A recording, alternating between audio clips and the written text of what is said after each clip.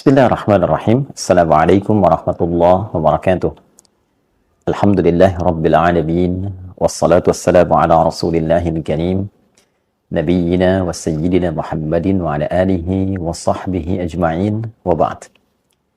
Saudara-saudariku, sebangsa, setanah air dimanapun berada, Alhamdulillah wa syukrulillah ala kulli ni'amillah. Semua yang kita jalani dalam kehidupan hingga mengantarkan kita pada pergantian siang, malam, berganti hari, berganti pekan, bulan, dan tahun. Kini semua perjalanan itu mengantarkan kita pada hari yang baru, di bulan yang baru, di tahun yang baru, menurut penanggalan Hijriyah. Kita dengan izin Allah saat ini telah memasuki penanggalan di awal bulan Al-Muharram 1400 Hijrah. Setiap yang sampai pada titik ini tentu telah mengalami beragam peristiwa dalam kehidupan, telah melintasi berbagai macam era bagi sementara orang, dan pertanyaan terbesarnya dari sekian waktu yang telah Allah berikan kepada kita untuk berkehidupan sampai detik ini, berapakah yang memiliki nilai kebaikan di sisi Allah Subhanahu wa Ta'ala? Sementara kita meyakini bahwa kita pasti akan berpulang. Kita akan meninggalkan dunia ini. Semua kita berkeyakinan dunia ini tempat sementara, bukan abadi kita berada di sini. Kita akan kembali kepada Sang Pencipta, Allah Subhanahu wa Ta'ala.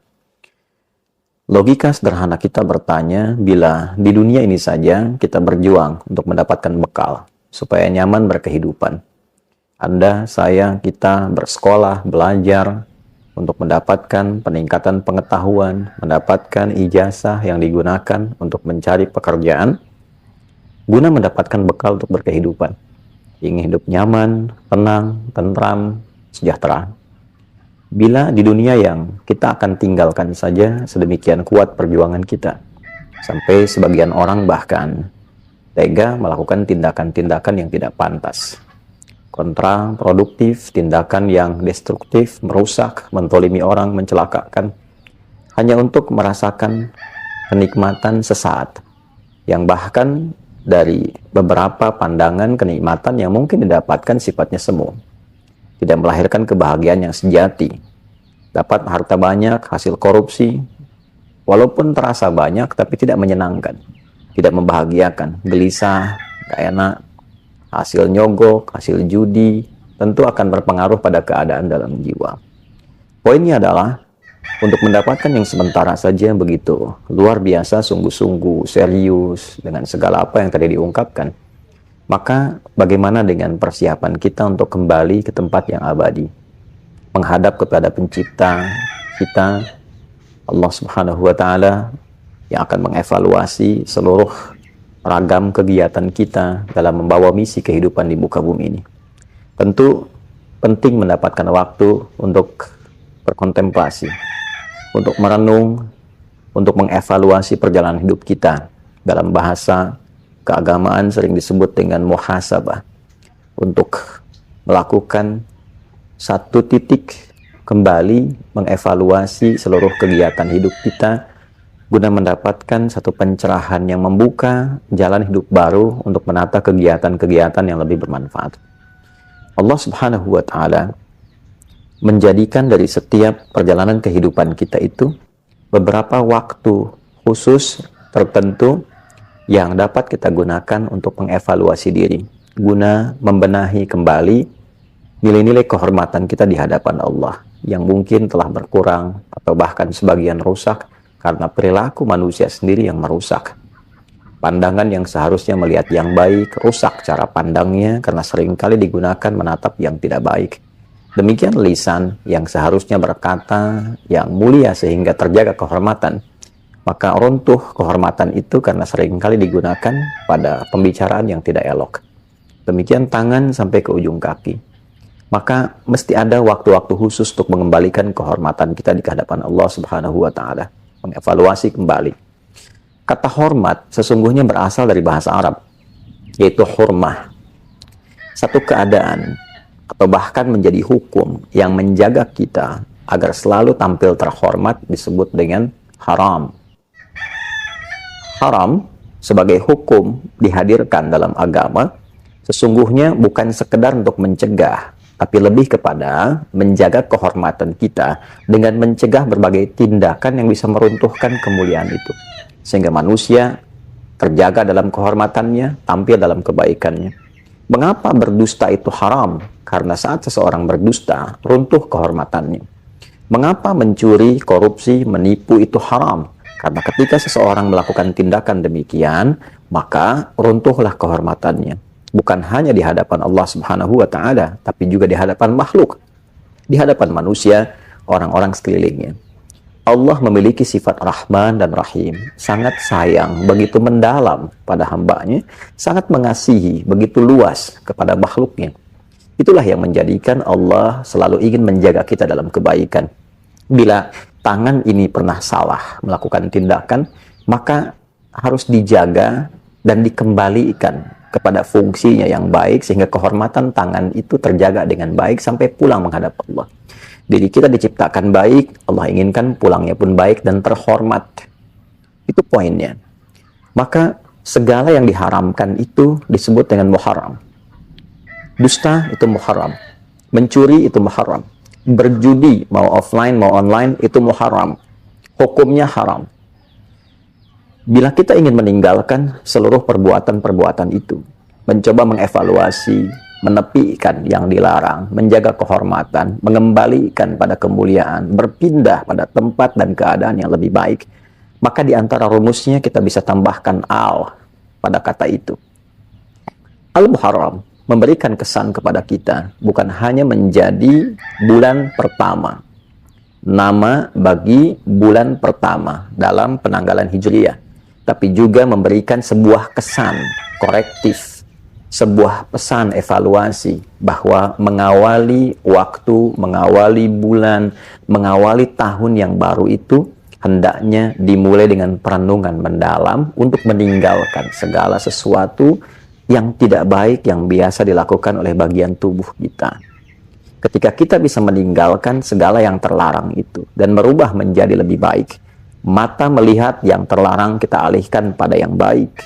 Demikian telinga mendengar yang dilarang kita alihkan pada yang baik. Lisan sampai ujung kaki dimulai dari Al-Muharram, sehingga ia berpindah pada kebiasaan baik, meninggalkan kondisi tidak baik menjadi baik. Itulah hijrah yang sejati.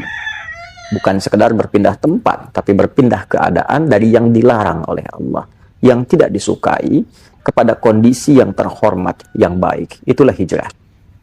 Bila kita ingin ikut itu dan melekatkan sifat di dalamnya, maka tambahkan ya nisbah. Hijrah, tambahkan ya nisbah sebelum akhirnya, maka dia menjadi hijriyah. Kalender hijriyah dihadirkan kepada kita, diawali dengan Al-Muharram. Bukan hanya menunjukkan sebuah nama dan waktu, tapi ingin memberikan kesan mendalam, renungkan dirimu. Apa belum cukup waktunya engkau untuk kembali mengoreksi diri, menguatkan imanmu, dan mencari bekal untuk menghadap Allah Subhanahu wa Ta'ala? Alam ya'ni lilladzina amanu an tahsha'a qulubuhum li dzikrillah wa ma nazala minal haqq. Demikian Allah bertanya di dalam satu rangkaian surah Al-Quran yang sangat mendalam. Apakah belum tiba masanya bagimu, duhai yang merasa beriman khususnya kepada Allah, untuk kembali menampilkan kekhusyuan dalam jiwamu demi mendekat kepada Allah Subhanahu wa Ta'ala, menjaga kehormatanmu. Ada 4 bulan terhormat, yang 3 terangkai, yaitu Dzulqa'dah bulan ke-11, Dzulhijjah bulan ke-12, dan Al-Muharram bulan yang pertama dalam kalender Islam, serta 1 terpisah yaitu Rajab pada bulan yang ke-7.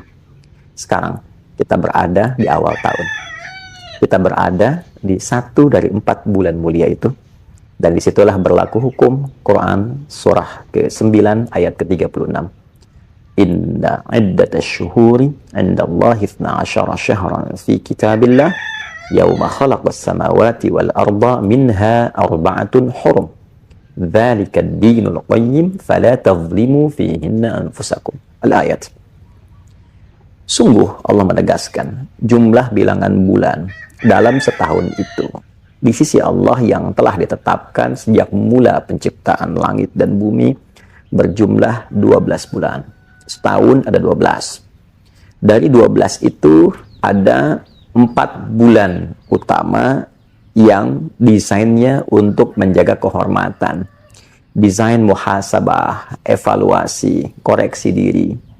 Maka jika Anda telah hadir dari 4 bulan itu, maka kata Allah, fala tazlimu fihinna anfusakum. Maka berusahalah untuk mengoreksi diri. Jangan berbuat maksiat, tinggalkan yang dilarang, jangan berbuat zalim pada diri sendiri. Berkata kotor itu zalim pada lisan. Berkata yang tidak baik, zalim pada lisan. Memandang yang tidak bagus, zalim pada mata. Mendengar yang tidak mulia, zalim pada telinga. Fala tazlimu fihinna anfusakum. Jangan sekali-kali engkau mencoba menzalimi dirimu di waktu-waktu itu. Nah, itulah ketentuan agama yang benar. Ya, Allah menyampaikan dzalika dinul qayyim. Sebelumnya, ketentuan agama yang benar itu diantara pembuktiannya adalah penjagaan terhadap perilaku kita untuk tampil lebih mulia. Ini yang tampak di hadapan Al-Quran. Definisi kemuliaan di hadapan Allah adalah ketika akhlak kita dapat terjaga yang dihasilkan dari pendidikan ibadah kita kepada Allah Subhanahu wa taala. Itu yang menjadikan suksesnya sholat seseorang itu ketika tampak baik akhlaknya. Tanha 'anil fahsya wal munkar. Sholat sekian banyak rakaat, sekian panjang dibacakan, tapi tidak merubah perilaku menjadi lebih baik, maka itu hanya sekedar memenuhi rukun syarat untuk naik turun, tapi tidak menjaga kualitas dan kekhusyuan di dalamnya. Itu saudaraku, sekali lagi, saya Andi Hidayat ingin memohon maaf demi memberikan contoh pertama pada diri pribadi sebelum mengajak siapapun. Saya memohon maaf kepada saudara-saudariku dimanapun berada. Bila selama ini Anda pasti mendapati hal yang kurang wajar untuk kami tampilkan. Boleh jadi didapati kata-kata yang tidak elok untuk disampaikan. Saya memohon maaf dengan segala kerendahan hati bagi berbagai pihak yang mungkin merasa kurang berkenan atau bahkan tersinggung dengan rangkaian kata-kata yang pernah saya ungkapkan selama berkehidupan sampai detik ini. Boleh jadi ada cara pandang yang kurang baik yang pernah kami tampilkan, yang dengan itu mungkin berpotensi menyakiti ataupun juga melahirkan pandangan-pandangan yang tidak elok. Saya dengan segala kerendahan hati memohon pintu kemaafan dan juga memohon doa semoga Allah Subhanahu wa taala senantiasa memberikan bimbingan, ampunan dari berbagai macam dosa yang dikerjakan dalam kehidupan. Dan sekali lagi saya mengajak setelah itu kepada kita semua, mari kita isi tahun baru ini untuk meningkatkan ketakwaan kita kepada Allah Subhanahu wa taala, saling mendoakan, pemimpin dengan rakyat saling mendoakan, pimpinan di kantor dengan karyawan saling mendoakan, dengan tetangga kita saling mendoakan supaya negeri ini tentram, damai, baik. Setelah itu saling mensupport dalam kebaikan. Mari kita bangun bangsa, bangun negeri dengan segala kemampuan yang Allah titipkan kepada kita dan niatkan ibadah supaya mendapatkan poin di sisi Allah Subhanahu wa taala. Dan semoga tahun ini berkah untuk kita semua, berkah untuk keluarga, berkah untuk umat Islam khususnya, berkah untuk negeri kita tercinta Indonesia. Dan jangan lupakan dalam sujud kita untuk bermohon semoga Allah berkenan memberikan kebebasan bagi umat Islam untuk beribadah di Masjid Al-Aqsa, memberikan kemerdekaan untuk Palestina, dan menghadirkan ketentraman, kedamaian di muka bumi ini untuk kita semua. Semoga Allah mengabulkan. Allahumma rabbana taqabbal minna innaka antas sami'un alim wa tub 'alaina innaka antat tawwabur rahim. Rabbana zalamna anfusana wa illam taghfir lana wa tarhamna lanakunanna minal khasirin. Allahumma rabbana atina fid dunya hasanah fil akhirati hasanah wa qina adzaban nar. Wa sallallahu ala sayyidina Muhammad wa ala alihi wa sahbihi ajma'in. Wa akhiru da'wana subhanakallahumma rabbana wa bihamdika asyhadu an la ilaha illa anta nastaghfiruka wa natubu ilaik. Walhamdulillahi rabbil alamin. Assalamualaikum warahmatullahi wabarakatuh.